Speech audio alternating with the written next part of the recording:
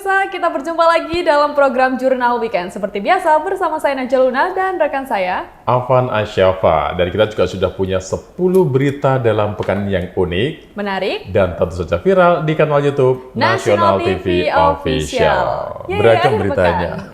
Kalau beritanya makanya gini deh, senang banget ya sama kayak saya. Besok kan menjemput libur kita. Gitu. Sebenarnya hari ini jatuhnya libur ya, tapi nggak jadi libur. Nggak jadi libur, tapi kan harus menemani pemirsa Jurnal Weekend. Liburan kita ada di Jurnal Weekend hari ini. Betul. Dan kita akan menuju ke beberapa berita yang memang lumayan banyak menyedot perhatian warganet atau netizen ya. Oke. Langsung saja ke berita pertama dari Banyuwangi. Seorang pria paruh baya ditemukan membusuk di kamar kosnya. Kenapa bisa? Ini terjadi di daerah Jajak, Kecamatan Gabiran, Banyuwangi. Jadi seperti apa motif lengkapnya tentang berita ini? Ini dia. Korban diketahui bernama Esti Darmawan, 51 tahun. Ia ditemukan sudah dalam kondisi mulai membusuk di kamar kosnya pada Sabtu 21 Oktober 2023. Mayat korban pertama kali ditemukan oleh kerabatnya, Sulastin, saat berkunjung ke rumah korban. Menurut Sulastin, saat ia berkunjung ke rumah korban dan memanggil-manggil, namun tak ada yang menjawab. Maka ia pun naik ke lantai 2 yang merupakan kamar korban. Namun sesampainya di atas, ia curiga karena mencium aroma yang tidak sedap. Rasa curiganya semakin bertambah karena aroma busuk itu ternyata berasal dari kamar korban. Karena saat dicek, ia melihat korban yang terlentang di atas kasur sudah dalam kondisi tak bernyawa dan mulai membusuk serta tak memakai baju sama sekali. Mengetahui hal tersebut, ia pun bergegas menghubungi polisi. Saya naik itu, mungkin kondisinya dia terlentang seperti itu, terus saya panggil wan sampai 3 kali nggak ada respon.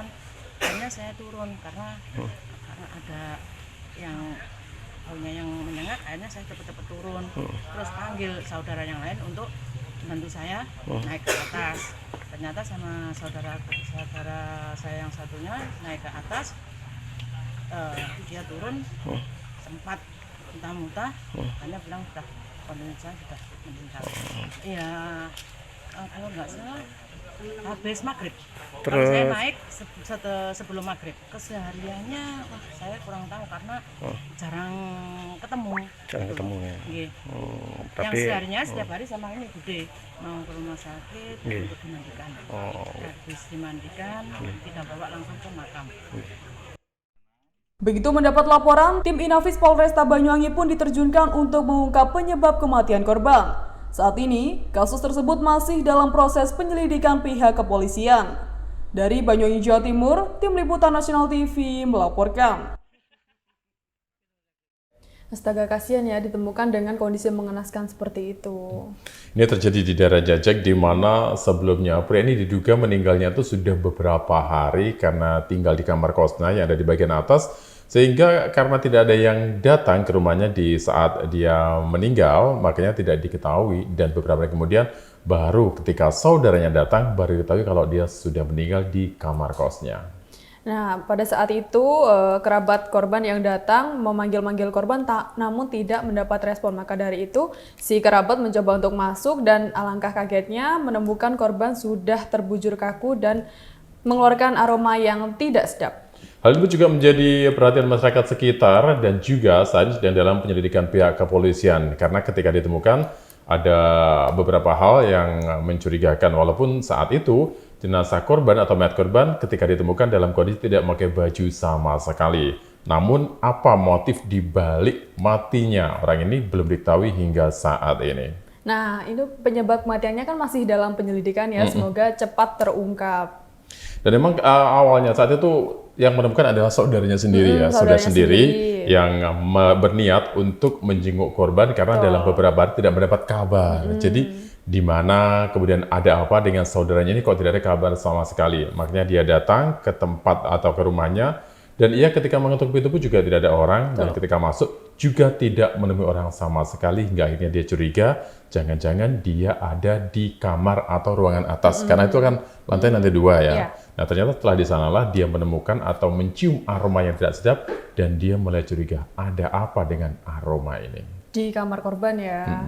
Kalau boleh positif thinking, semoga karena sakit lah, sakit biasa, tidak menjadi korban pembunuhan. Atau tidak terlibat dengan kriminalitas. Betul. Begitu. Oke. Dari Banyuwangi kita beralih ke kabar yang lain, kali dari Padang, di mana remaja di kota Padang tewas ditabrak kereta api. Waduh, kok bisa ya? Kok bisa ketabrak kereta api? Padahal kan biasanya udah ada palangnya ya. Ya ini mungkin bisa jadi karena human error. Tapi bagaimana sebenarnya beritanya? Ini dia. Seorang pria ditemukan tewas usai tertabrak kereta api di perlintasan rel kereta api di Perumahan Bumi Lubuk Buaya Indah Lestari, Kecamatan Kota Tangah, Kota Padang pada Rabu 25 Oktober 2023. Jenazah korban ditemukan dalam kondisi mengenaskan usai ditabrak kereta api. Korban diketahui bernama Fatir, berusia 18 tahun yang merupakan mahasiswa di salah satu kampus di Kota Padang. Korban diduga terburu-buru saat akan ke kampus, namun naas saat menyeberang di perlintasan kereta api, tiba-tiba datang kereta api dari arah Kota Padang menuju Pariaman dan langsung menabrak korban. Bahkan korban pun sempat terseret hingga 10 meter. Pihak Polsek Kota Tangah langsung melakukan olah TKP, sementara jasad korban dilakukan evakuasi menggunakan ambulans ke Rumah Sakit Bayangkara. Tadi pagi memang ada masyarakat yang menghubungi kita, lebih kurang jam 06.00 telah terjadi kecelakaan kereta api, yaitu orang yang menyeberang di dekat perumahan Monang, perumahan Bumi Indah Lestari, yang mana korban tersebut menyeberang menuju ke arah jalan besar dengan tujuan untuk pergi ke kampus kalau tidak salah, karena status beliau ada seorang mahasiswa. Pada saat menyeberang, Pihak Polsek Kota Tangah mengimbau kepada warga agar lebih berhati-hati saat menyeberang di perlintasan kereta api, terlebih di rel yang tidak dipasang palang pintu. Pihaknya menambahkan, saat menyeberang dipastikan terlebih dahulu kondisi perlintasan aman agar terhindar dari kecelakaan. Dari Padang, Sumatera Barat, Arawir Kariwi, National TV melaporkan. Bagaimana mengenaskannya tubuh korban yang sudah terseret sejauh 10 meter. Ini terlihat dari video tadi ya, dari video dan beritanya kita sudah tadi melihat bagaimana peristiwa ini terjadi. Dan memang ini sepertinya ada human error atau yang bukan disebabkan faktor alam tapi dari manusia itu sendiri. Apalagi kalau kita lihat tadi kronologinya, korbannya adalah seorang mahasiswa usianya masih 18 tahun yang terburu-buru karena akan berangkat ke kampus. Namun sayangnya ia tidak menyadari bahwa di perlintasan kereta api itu tanpa palang pintu. Nah, akibatnya korban sempat terseret sejauh 10 meter yang mengakibatkan bagian tubuhnya rusak parah. Atau dalam kondisi mengenaskan, dan ini juga menjadi perhatian tersendiri buat Anda, sebaiknya memang ketika kita melintasi perlintasan kereta api, apalagi tanpa palang pintu, ini wajib untuk melihat kiri kanan itu penting, walaupun tidak terlihat ada tanda-tanda kereta api lewat ya. Namun kalau tanpa palang pintu, tiba-tiba kan lewat begitu saja ya. Ini nggak ada misalnya sirene yang berbunyi atau lain sebagainya. Jadi memang sangat penting dimanapun kita berada untuk selalu hati-hati dan waspada. Apalagi kalau kondisinya terburu-buru. Ini biasanya konsentrasi juga akan tidak mungkin sepenuhnya. Dia panik takut telat gitu ya, jadinya tidak memperhatikan sekitarnya. Apalagi ini perlintasan kereta api yang sangat membahayakan. Tapi biasanya kalau nggak ada palang pintu kan ada bunyinya ya, kalau mau lewat gitu kan? Tidak semua. Oh tidak semua ya? Tidak semua. Oh, iya. Tidak semua ada bunyinya. Mungkin murni kelalaian si korban. Kalau karena dari tidak kronologinya kan human error ini. Human error, dan ini juga menjadi perhatian buat Anda, sebaiknya selalu hati-hati dan pastikan juga kendaraan dalam kondisi bagus. Iya. Ini Remnya dalam- bagus nggak? Nah, itu yang dimaksud. Oke, 2 berita sudah kita sampaikan dan kita masih punya beberapa berita Masih lain. banyak ya. Masih banyak. Jadi nanti untuk berita berikutnya sedikit aja Dari Jambi. dari Jambi. Dari Jambi. Tentang apa? Selengkapnya kami akan kembali setelah jeda pariwara berikut ini. Tetaplah di Jurnal Weekend.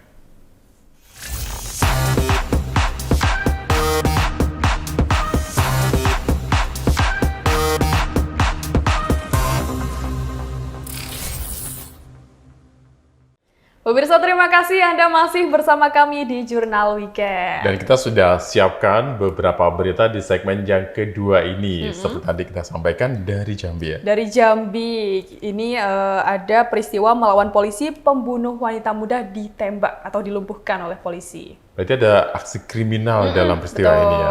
Tapi apa sih yang menjadi penyebab kenapa pelaku ini sampai ditembak selengkapnya? Ditembak polisi?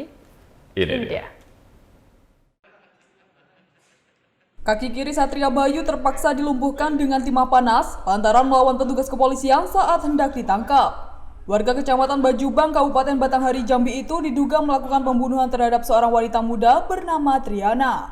Korban yang merupakan warga Muara Bulian, Kabupaten Batanghari, sebelumnya ditemukan tewas tanpa busana di kamar tidurnya. Korban diduga tewas setelah dibekap oleh pelaku menggunakan bantal hingga kehabisan nafas. Kapolres Batanghari AKBP Bambang Purwanto menyebut, sebelum dibunuh, korban sempat disetubuhi oleh pelaku.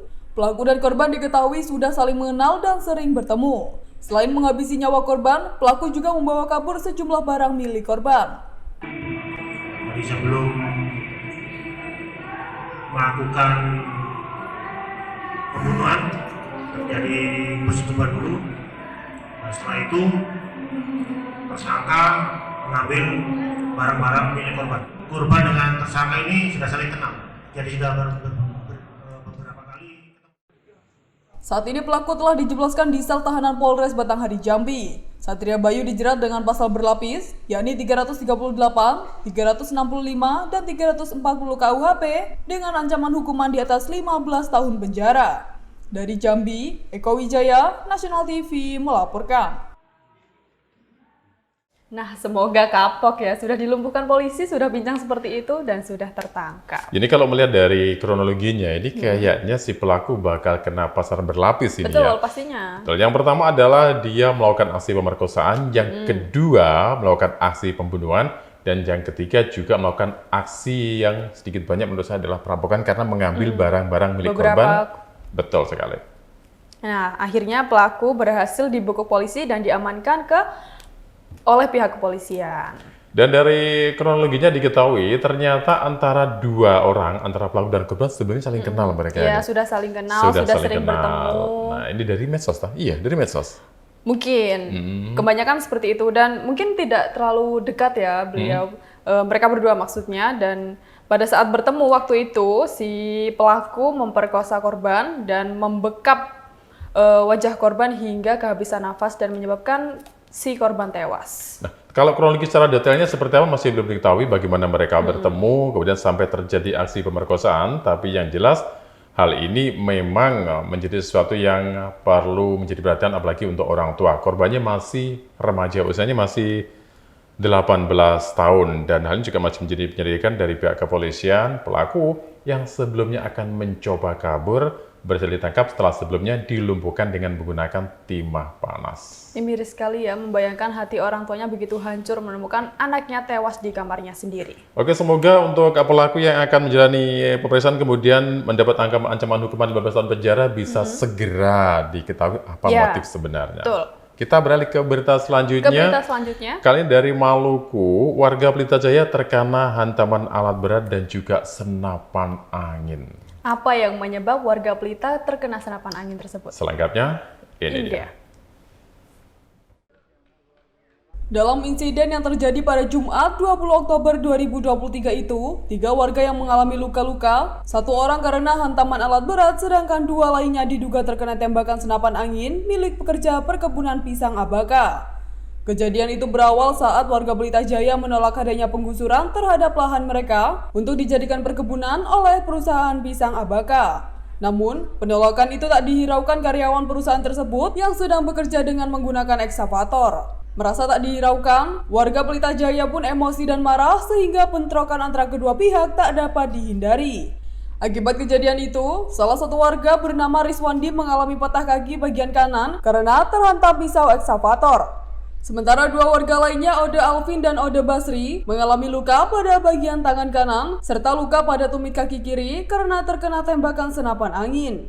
Selanjutnya, mereka bertiga dilarikan ke RSUD setempat untuk mendapat perawatan medis. Sekitar jam 3 tadi. Jadi pas itu kejadian awalnya itu ada orang di kampung naik Pelita Jaya untuk naik cek kantor pengolahan. Kemudian ada orang Pisang Bangka yang kerja di situ, ada jangkar lahan di situ. Dong larang, dong sing mau berhenti par kerja itu, dong turun panggil orang-orang kampung par naik. Ada yang termasuk dengan saya juga. Nah, pas ketemu naik, ketemu larang dong par kerja, dong kerja terus. Nah, lah ketemu ambil langkah, dia ketemu larang dong. Nah, ketemu pas ketemu larang itu dong putar apa X itu. Nah, jadi ketemu pukul dong, jadinya lah ketemu lempar dia itu, laki-laki itu deng batu merah ini. Nah, lempar dia, lah dia putar-putar itu karena ketemu dia kakak laki-laki juga. Saat kakak laki-laki, saya ini ada berdiri angka saya kakak laki-laki sudah ini. Nah, takaju pelur kanan sudah. Memang itu beberapa kali larang itu, cuma dong desak terus mau ambil itu kan, ambil orang pun itu area lahan itu. Dari Seram bagian Barat Maluku, Fitrah Luhu, Nasional TV melaporkan. Ini peristiwa ini berawal dari aksi merasa tidak terima. Warga ini tidak terima karena ini lahannya digusur oleh perusahaan yang ada di situ, ditanami pohon pisang kalau nggak salah ya. Itu merasa tidak terima, kemudian dia ini menyampaikan termasuk ke pekerja yang ada di situ. Tapi ternyata salah paham yang akhirnya malah menjadi sebuah pertengkaran yang diawali dengan cekcok hingga akhirnya sampai ada warga yang terkena hantaman alat berat. Padahal seharusnya kalau ingin membangun sesuatu di tempat orang harus memiliki izin atau kesepakatan dari kedua belah pihak. Ini malah sepihak, dan maka dari itu warga sempat tidak terima dan melayangkan protes tapi tidak dihiraukan. Memang sangat disayangkan ya, kan sebelumnya warga ini sudah ngomong baik-baik, datang ke sana untuk menyampaikan bahwa lahannya tidak digusur, tapi ternyata tidak diindahkan dan akhirnya terjadilah hal yang tidak diinginkan. Semoga tidak ada pihak-pihak yang egois seperti ini lagi ke depannya, agar tidak menimbulkan kericuhan seperti ini. Oke, dari Maluku kita akan beralih ke Jambi. Kita beralih ke Jambi, di mana mengalami investasi bodong di kelapa sawit, 7 korban mengalami rugi hingga 5 miliar rupiah. Fantastis banget. Fantastis. Saya jadi ingat kasus FIC. Ya, saya baru ngomong itu barusan. Tapi sebenarnya investasi bodong seperti apa? Ini dia. Pada Jumat 20 Oktober 2023, sejumlah korban dugaan penipuan berkedok investasi delivery order kelapa sawit mendatangi SPKT Polda Jambi. Mereka melaporkan kasus dugaan penipuan yang diduga dilakukan oleh CV Karo Karo. Dalam kerjasama tersebut, para korban dijanjikan keuntungan sebesar 5 miliar rupiah untuk setiap 1 kilogram TPS kelapa sawit. Iming-iming keuntungan inilah yang membuat mereka tergiur untuk berinvestasi. Namun seiring berjalannya waktu, pihak CV Karo Karo merubah perjanjian keuntungan menjadi 3% per bulan dari jumlah uang yang diinvestasikan para korban. Korban keuntungan yang diberikan oleh CV Karo Karo berjalan baik-baik saja. Namun pada Agustus 2023, pihak perusahaan kabur dan tak lagi membayarkan keuntungan kepada mereka. Dari 7 orang korban yang melapor ke Polda Jambi, mereka telah berinvestasi ke CV Karo Karo sejak tahun 2022 lalu. Akibat kasus ini, korban mengalami kerugian mencapai sekitar 5 miliar rupiah. Awalnya dijanjikan untuk tanam modal dengan iming-iming. Awalnya itu 5 rupiah per kilogram dari jumlah modal yang kami setorkan ke CV Karo Karo tadi. Jadi seiring berjalan waktu dirubah menjadi 3% per bulan untuk jumlah nominal yang kami setor. Nah, jadi sudah berjalan 1 tahun, pembayaran mulai tersendat dan akhirnya Ibu Malina dan Guru Bangun dan Asli Guru Singa kabur. Direktur Reserse Kriminal Umum Polda Jambi Kombes Pol Andri Ananta Yudhistira membenarkan adanya laporan terkait kasus dugaan investasi bodong tersebut. Pihaknya kini telah mengantongi identitas terlapor. Kita menguatkan dulu prosesnya pemeriksaan terhadap saksi-saksi, mengumpulkan bukti-bukti. Ya.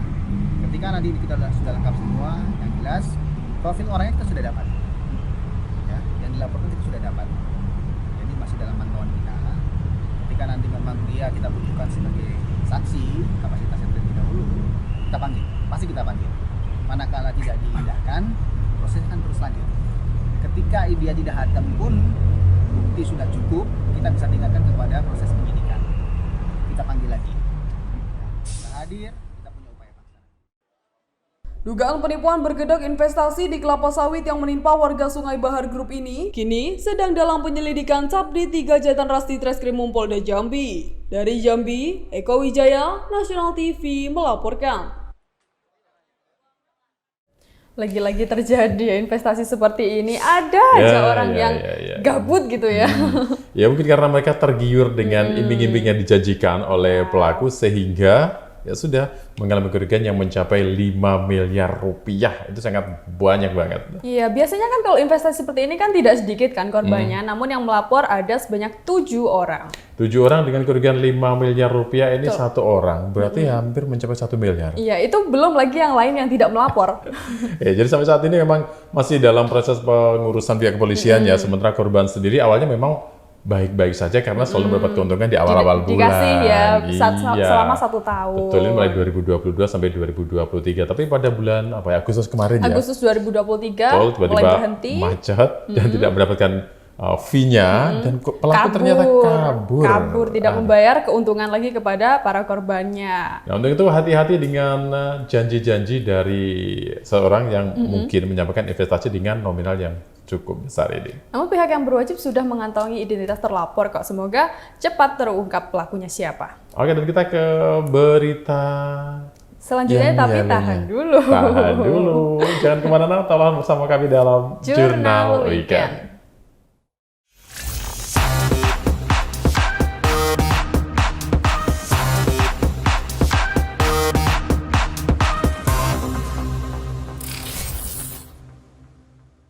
Jurnal Weekend masih bersama Anda dan masih bersama saya Najwa Luna. Dan saya Afana Syafa. Tadi udah 5 berita yang Sudah kita 5 berita. Dan yang keenam ini juga bikin geli tapi juga agak heran ya. Nah, iya, kenapa sasarannya sesuatu yang sebenarnya dibutuhkan banyak orang, di mana 2 pencuri spesialis rumah sakit dibekuk polisi. Padahal di rumah sakit ya, di mana tempatnya orang sakit atau terkena musibah di sana sempat-sempatnya mencuri. Berarti pencurinya sedang sakit. Nah, iya, lebih sakit dari yang Tapi sakit ya. sakitnya karena apa? Kita lihat selengkapnya. Ini dia. Rumah Sakit Umum Daerah Hamba Muara Bulyan terkesan tak lagi aman bagi pasien yang sedang menjalani rawat inap. Pasalnya, 3 pemuda bertato dalam keadaan mabuk tuak leluasa melakukan aksi pencurian di rumah sakit plat merah tersebut. Diduga ketiga pelaku telah memiliki peran masing-masing, 1 diantaranya mengawasi dari pintu pasien, sementara 2 lainnya memasuki ruangan pasien yang sedang dirawat. Pasien yang sedang tertidur lelap menjadi sasaran empuk bagi komplotan maling tersebut. Dalam aksinya, kedua pelaku berhasil mengambil uang dan handphone pasien. Sementara 1 rekan mereka yang saat ini menjadi DPO polisi berhasil melarikan 2 suku emas dan uang sebesar 3 juta rupiah.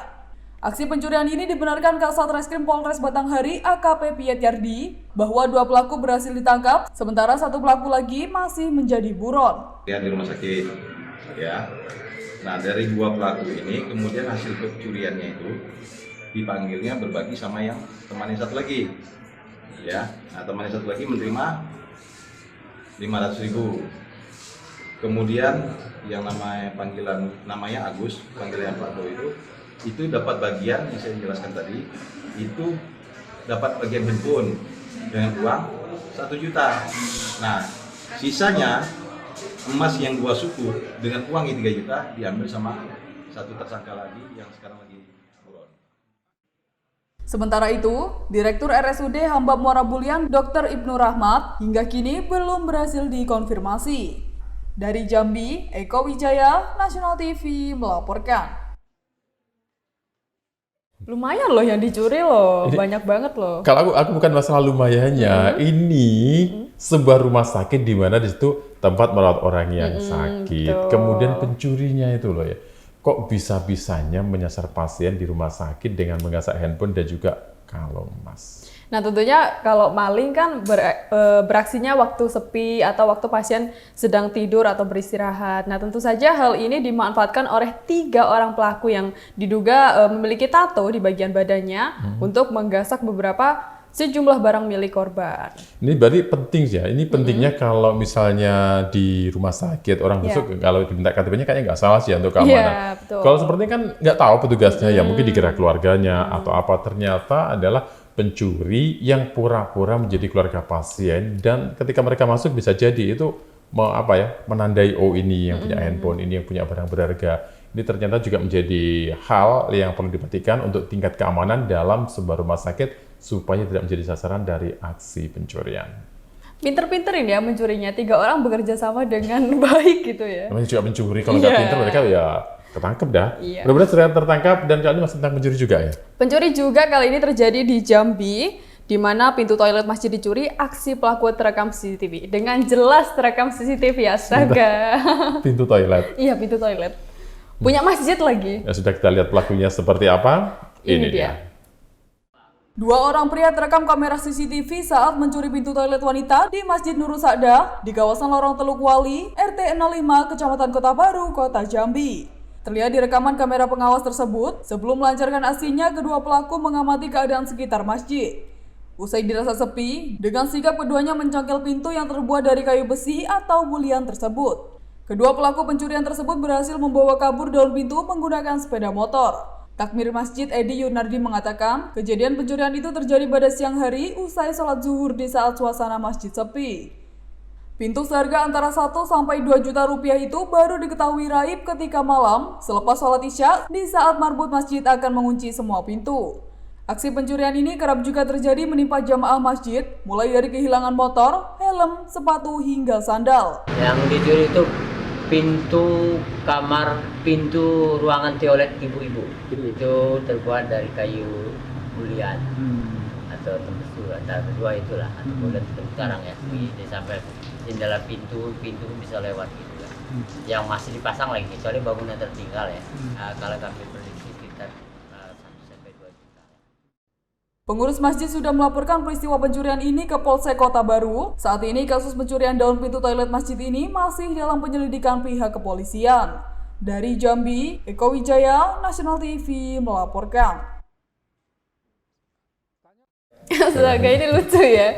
Padahal sudah jelas-jelas ada CCTV, masih aja nekat. Ya lucu, tapi kalau saya sendiri gregetan sebenarnya. Ya. Oke lah mencuri. Jangan mencuri di masjid. Mencuri itu di tempat-tempat yang tidak ada orangnya, yang tidak agak ada. pintar dikit lah ya. Ini terekam CCTV loh padahal. Ini terekam CCTV dan ini memang sesuatu yang mungkin orang nggak menduga ya. Kalau selama ini mungkin di masjid ya bukan apa. Yang jadi sadar biasanya kotak amal yang ada uangnya. Tapi ternyata ini pencurinya berbeda lagi. Walaupun yang disasar tempat ibadah, tapi yang diambil adalah pintu toilet wanita. Iya, di masjid lagi ya. Astaga. Dan bukan hanya pintu, ternyata warga di sekitar wilayah tersebut juga sering mengalami kehilangan seperti helm, motor, bahkan sandal. Kalau sandal kayaknya sudah menjadi hal lumrah ya kalau hilang di masjid. Iya. Kalau sandal mungkin orang yang pulang datang bawa yang jelek, pulang bawa kebaikan, ya. Itu sandal ya. Tapi mudah-mudahan hal ini juga bisa segera terungkap lah supaya warga di sekitar tidak resah lagi dengan adanya aksi pencurian di masjid tersebut. Aduh, kita tinggalkan aksi pencurian ini. Sudahlah, kita ke kabar yang lain, tapi kali ini bukan tentang pencurian, mengenai 6 rumah terbakar, kerugian mencapai lebih dari $1,5 miliar. Wow, fantastis sekali. Ini ya, kalau tadi miliaran karena investasi bodong, tapi kan ini peristiwa kebakaran. Apa yang menyebabkan kebakaran ini terjadi? Pengen tahu? Ini dia. Dalam rekaman video amatir ini memperlihatkan rumah milik warga yang mengalami kebakaran di Desa Sopet, Kecamatan Jangkar, Situbondo, Jawa Timur. Terlihat jelas kepulan asap disertai api membumbung tinggi serta membakar rumah semi permanen milik warga.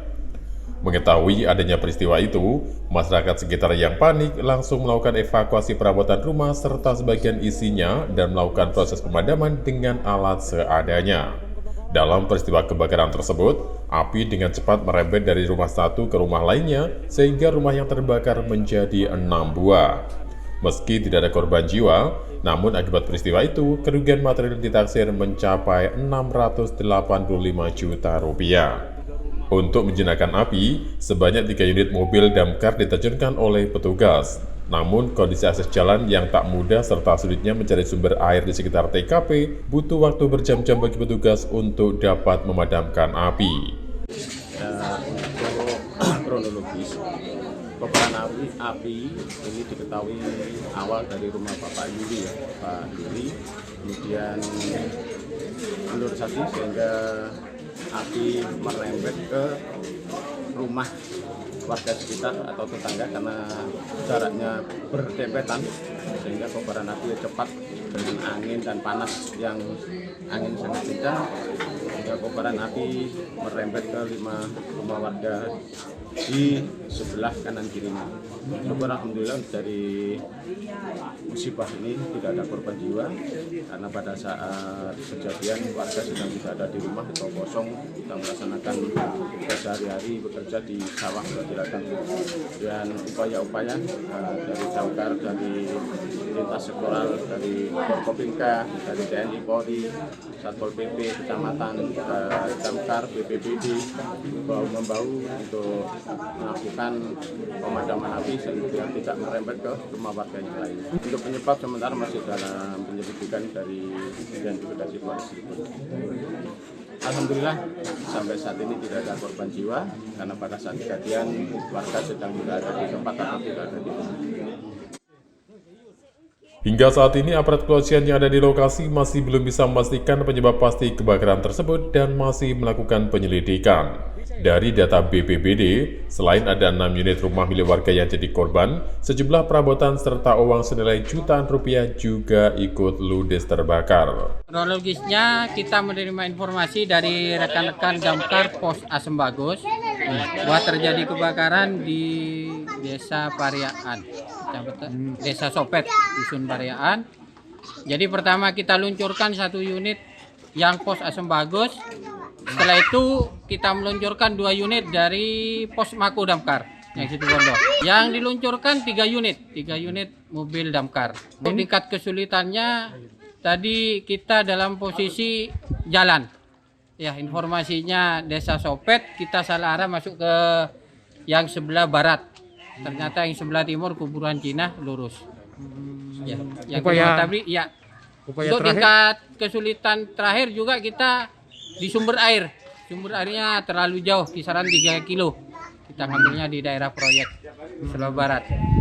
Ya, terakhir setelah kita melakukan pengisolasian supaya tidak perempetan ke arah sebelah barat ini, kita lakukan pembasahan. Kita syukur alhamdulillah dibantu dengan warga masyarakat sini kompak. Pemadaman berjalan lancar dan sukses. Dari Situbondo, Jawa Timur, Herul Rahman, Nasional TV melaporkan. Banyak sekali ya yang terbakar ya, 6 rumah loh. 6 rumah ini bukan banyak, tapi untuk rumah itu sangat banyak sekali. Ya. Kerugiannya memang lebih dari setengah miliar rupiah, yaitu tepatnya mencapai 680 juta rupiah. Wow, ini terjadi kebakaran tersebut terlihat jelas kepulan asap disertai api yang membumbung tinggi membakar rumah semi permanen milik warga. Dan ada beberapa hal juga yang menjadi penyebab kenapa api sulit dipadamkan. Yang pertama adalah medan, yang kedua adalah sulitnya sumber air yang bisa diambil petugas damkar untuk menjinakkan si jago merah di TKP. Nah, petugas saat ini sedang menyelidiki penyebab pasti terjadinya kebakaran tersebut. Semoga segera diketahui agar warga sekitar lebih berhati-hati lagi. Mudah-mudahan bukan cuma error ya, karena kabel yang konslet atau beberapa hal lainnya. Iya, atau kesalahan kecil-kecil lainnya. Itu dia. Pemirsa, kita masih punya 2 berita lagi di segmen terakhir. Tetaplah bersama kami dalam Jurnal Weekend.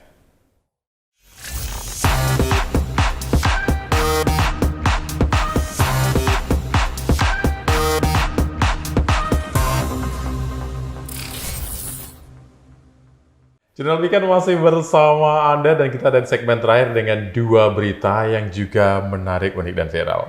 Tinggal 2 berita lagi nih di segmen terakhir. Kita beralih ke Banyuwangi, di mana ratusan kepala keluarga Karangsari dibuat kelimpungan dampak sumur kering. Ini dampak kekeringan ditambah fenomena Sumur El El Nino Nino. sehingga sumur menjadi kering. Betul. Bahkan bukan sumur sebenarnya, sungai juga banyak yang kering. Sungai juga mulai menyusut. Oke, seperti apa di Karangsari ini? Ini dia. Jajaran tandon dan jerigen air di halaman rumah warga di Dusun Nganjukan, Desa Karangsari, Kecamatan Sempu, Banyuwangi ini sudah menjadi pemandangan biasa dalam sebulan terakhir. Dampak kekeringan adalah penyebab di balik aktivitas warga menanti air lewat tandon berjejer tersebut. Tercatat, hampir 100 kepala keluarga di dusun ini harus berjuang ekstra keras demi mendapatkan pasokan air bersih dari pihak PDAM. Pasalnya, sumur mereka mengering dan tak bisa digunakan untuk kebutuhan MCK sejak dampak kekeringan melanda. Tak hanya kering, sejumlah sumur yang masih mengalir kondisinya pun cukup memprihatinkan. Airnya keruh dan berbau, tak layak dijadikan kebutuhan air minum. Sebabnya warga di sini mengandalkan pasokan air bersih dari pihak PDAM. Maka dari itu, warga di dusun tersebut mengandalkan pasokan air bersih dari pihak PDAM. Kusnia, salah satu warga menuturkan, demi menjaga kelangsungan kebutuhan MCK, ia pun terpaksa menggunakan air sungai. Meski begitu, jarak yang ditempuh terbilang cukup jauh. Untuk menuju titik aliran sungai Kali Style, Kusnia harus menempuh jarak sekitar 3 km. Kondisi ini menurutnya sudah terjadi sejak Agustus lalu. Mulai bulan 9 tanggal 29. Ya nganu Mas, gak iso maksudnya nyuci, angel, terus masak, susah, leren antri banyu PDAM iku. Neng kali Style. Ya ada paling lah 3 kiloan. Ya numpuk dibawa pakai karung. Ya nggak cukup, nanti nggak bisa dibuat minum, dibuat masak. Ya itu air apa itu? Nunggu air PDAM datang itu nanti dimasak.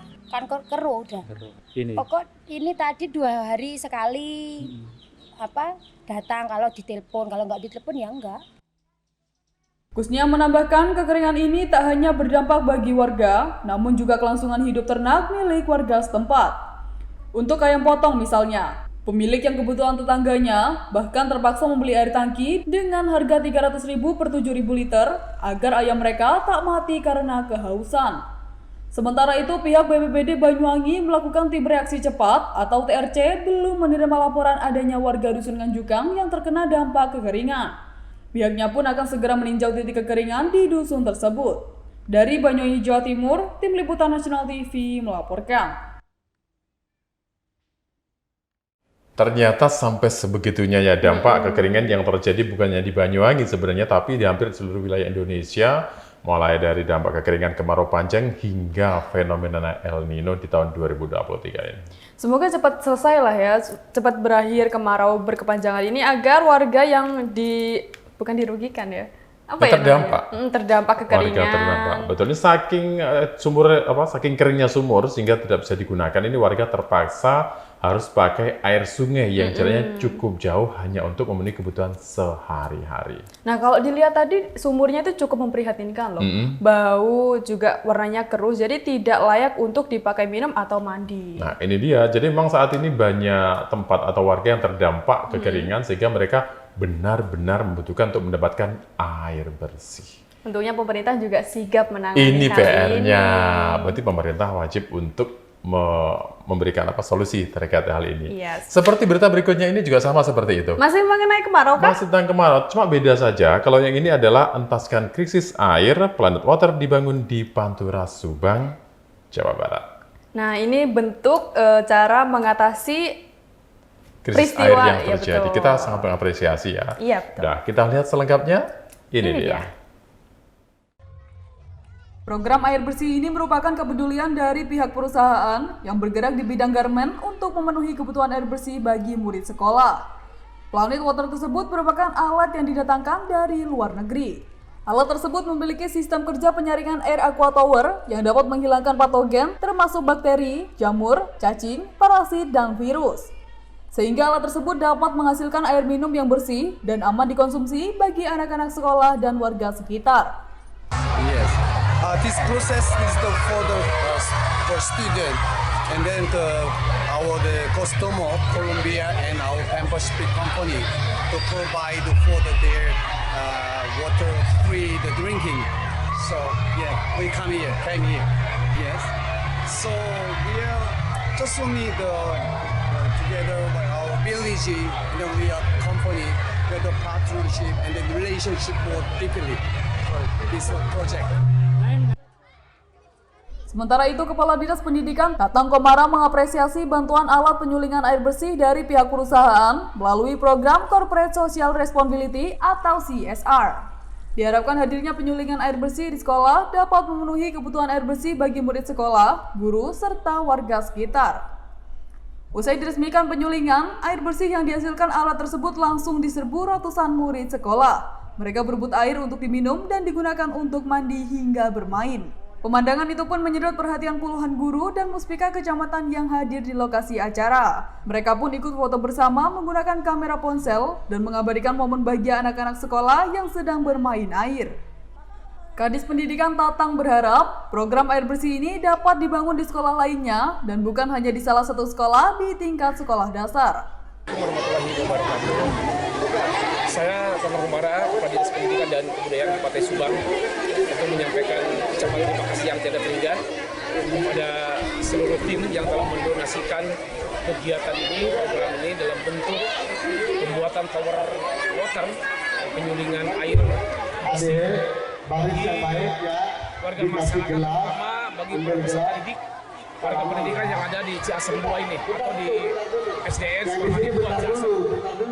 Mudah-mudahan ini bukan hanya diterima oleh SDN 2 Ciasem, masih banyak sekali khususnya di wilayah Pantura, baik sekolah maupun masyarakat, baik SD maupun SMP dan jenjang-jenjang sekolah lain yang memang membutuhkan sokongan air bersih. Tentu Dinas Pendidikan sangat merespon, sangat menyampaikan ucapan terima kasih. Ini akan memberikan dampak baik terhadap warga belajar kita, terutama peserta didik kita, sehingga dengan mengkonsumsi air bersih ini bisa memberikan kecerdasan kepada putra-putri kita. Harapan kami dengan mengkonsumsi air bersih yang baik, air bersih yang terus-menerus yang disediakan oleh kita, sehingga generasi muda kita menjadi generasi yang unggul. Saya kira itu. Tanggapan saya selaku kepala sekolah dan mungkin keluarga besar SD Permadi 2, mereka mendapatkan bantuan air bersih ini sangat bahagia, full pokoknya bahagia ya, alhamdulillah bisa tanpa harus dimasak karena penyulingannya sudah diuji oleh laboratorium. Di sini 363 ya, pertama kali mungkin di Subang. Mudah-mudahan kedepannya ada lagi yang mendapat bantuan. Dengan adanya penyulingan air bersih ini akan berdampak positif bagi murid sekolah, sebab mengonsumsi air bersih dapat menyehatkan tubuh. Dari Subang, Jawa Barat, Sandi Zainuddin, National TV melaporkan. Akhirnya kayaknya seru banget ya lihat anak-anak bermain air bersih seperti itu. Saya jadi ingat waktu saya masih kecil ya. Iya, masih kecil. Kalau dulu sih saya mainnya ketika ada hujan turun. Tapi ini ternyata dampak kekeringan sehingga membuat warga kesulitan untuk mendapatkan air bersih. Dan ini bagiannya adalah karena mereka mendapatkan respon kekurangan air bersih, krisis air, mendapat respon dari pihak PT Pan Pacific Indonesia dengan membangun alat Planet Water di salah satu tempat pendidikan, tepatnya SD Negeri Sukamandi 2. Ya udah, ini teman juga membantu anak-anak untuk bisa memenuhi kebutuhan air bersih, untuk MCK juga termasuk ya. Kemudian ini juga berarti mereka peduli dengan kondisi lingkungan sekitarnya. Ini juga berdampak ke warga sekitar loh, nggak cuma sekolahnya aja. Jadi selain muridnya bahagia, gurunya bahagia, warga sekitar juga merasa bahagia. Dan mudah-mudahan juga bisa menjadi contoh lah untuk tempat-tempat lain ya. Walaupun selama ini sudah banyak ada beberapa daerah yang melakukan suplai air bersih ketika ada satu tempat yang mengalami krisis atau kekeringan dampak kemarau panjang dan El Nino ini. Nah, alat canggih ini atau Planet Water ini merupakan alat yang didatangkan dari luar negeri dan memiliki sistem kerja penyaringan air. Jadi air keruh yang mengandung bakteri atau jamur, cacing, parasit, dan virus bisa dihilangkan menggunakan alat tersebut. Nah, ini kalau berdengar dari luar negeri kemudian canggihnya seperti itu, ini pasti harganya juga mahal ya? Mahal dong, makanya sangat diharapkan sekolah lain untuk mencontoh sekolah tersebut. Iya, tapi ini bantuan loh ya. Untuk hal seperti itu mungkin ya harus mikir-mikir dananya dulu kalau sekolah pengadaan sendiri. Tapi mudah-mudahan bisa segera ke sekolah-sekolah lain untuk mendapatkan bantuan sarana air bersih ini. Ya udah. Berita terakhir saya merasa bahagia dari awal-awal tadi cukup sedih, mengesalkan.